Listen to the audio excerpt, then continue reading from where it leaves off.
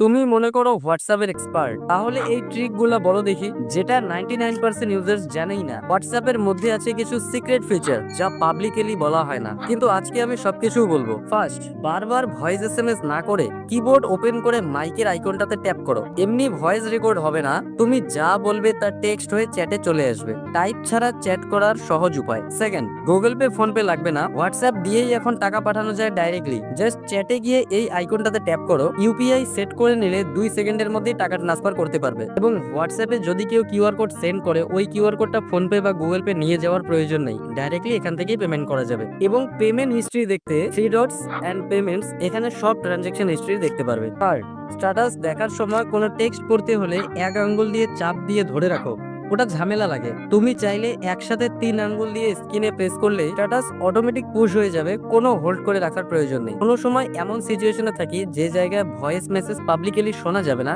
বা ইয়ারফোনও নেই, তাহলে আর টেনশন নেই। Go to your WhatsApp settings, then chats, এখানে ভয়েস মেসেজ ট্রান্সক্রিপ্টটাকে এনেবল করে দাও। এবার চুজ ল্যাঙ্গুয়েজে ক্লিক করে যে ল্যাঙ্গুয়েজে রিড করতে যাও সেই ল্যাঙ্গুয়েজটা সিলেক্ট করে নাও। এবার যে কোনো ভয়েস মেসেজটাকে ট্যাপ অ্যান্ড হোল্ড করে ট্রান্সক্রিপ্ট অপশনটাতে ক্লিক করলেই ভয়েসটা এইরকম টেক্সটে কনভার্ট করে পড়তে পারবে।